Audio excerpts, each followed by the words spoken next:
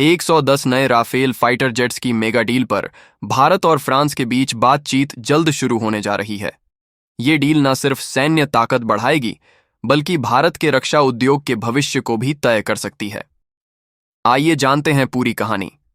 दोस्तों, इस समय भारतीय वायुसेना को सबसे बड़ी चुनौती का सामना करना पड़ रहा है, फाइटर स्क्वाड्रन की भारी कमी। भारतीय वायुसेना को 42 स्क्वाड्रन की जरूरत है, लेकिन फिलहाल सिर्फ 31 सक्रिय स्क्वाड्रन हैं और इनमें से भी कुछ पुराने मिग-21 जैसे फाइटर पर निर्भर हैं। इसी कारण भारतीय वायुसेना चाहती है कि नई डील G2G यानी गवर्नमेंट टू गवर्नमेंट हो, जिससे ओपन टेंडर की तरह देरी न हो, जैसा कि MRFA टेंडर के साथ हो रहा है। MRFA प्रोजेक्ट 2018 में शुरू हुआ था, लेकिन अब तक किसी ठोस फैसले तक नहीं पहुंच पाया। कारण है जटिल टेक्नोलॉजी ट्रांसफर क्लॉज और विदेशी कंपनियों के आपसी प्रतिस्पर्धा। हाल ही में भारत ने INS विक्रांत के लिए 26 राफेल मरीन फाइटर जेट्स की डील को भी मंजूरी दी है। यह निर्णय 8 अप्रैल 2025 को सुरक्षा मामलों की कैबिनेट कमेटी द्वारा लिया गया। इसका मतलब यह है कि भारत अब राफेल के लिए इंफ्रास्ट्रक्चर, ट्रेन पायलट्स और लॉजिस्टिक्स सिस्टम पहले ही तैयार कर चुका है, जिससे यह नया सौदा और भी ज्यादा किफायती और तेज हो सकता है। अब बात करते हैं डीआरएल की, यानी डसॉल्ट रिलायंस एरोस्पेस लिमिटेड। ये एक ज्वाइंट वेंचर है जो नागपुर में स्थित है और राफेल व फाल्कन जेट के लिए पार्ट्स बना रही है। लेकिन अब डसॉल्ट इस कंपनी की पूरी हिस्सेदारी अपने हाथ में लेना चाहती है। 2013 में जब HL के साथ प्रोडक्शन की बात हुई थी, तो डसॉल्ट ने साफ मना कर दिया था कि वो HL द्वारा बनाए गए जेट्स की क्वालिटी की गारंटी नहीं ले सकती। इसका सीधा असर हुआ MMRCA डील पर, जो अंततः फेल हो गई। अब डसॉल्ट चाहती है कि DRAL पूरी तरह उसके कंट्रोल में हो, ताकि वो क्वालिटी और प्रोडक्शन को अपने स्टैंडर्ड पर रख सके।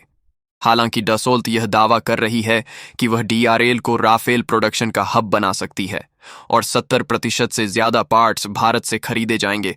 लेकिन रक्षा मंत्रालय को इस बात की चिंता है कि कहीं DRAL सिर्फ एक स्क्रू ड्राइवर असेंबली यूनिट बनकर न रह जाए, जहां फ्रांस से किट आए और यहां सिर्फ असेंबलिंग हो। राफेल में 40,000 से ज्यादा कंपोनेंट्स होते हैं और हर पार्ट को भारत में बनाना एक बड़ी चुनौती है।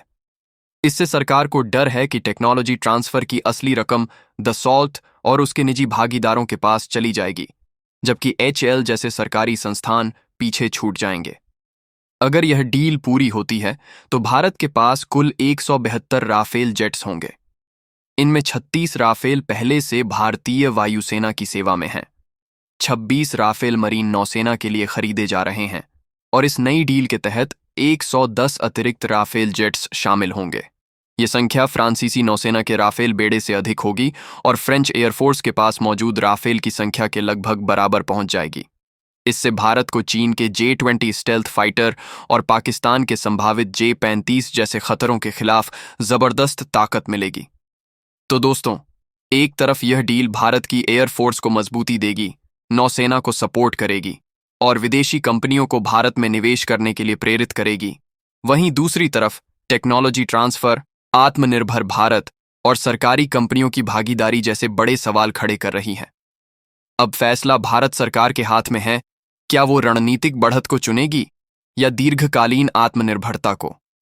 आप इस डील को कैसे देखते हैं? क्या डसॉल्ट को DRAL की पूरी कमान मिलनी चाहिए? क्या HL को इसमें कोई भूमिका मिलनी चाहिए? नीचे कमेंट्स में अपने विचार जरूर बताइए। वीडियो पसंद आया हो तो लाइक और शेयर करें और ऐसे ही डिफेंस से जुड़ी अनोखी और एक्सक्लूसिव जानकारी के लिए हमारे चैनल को सब्सक्राइब करें।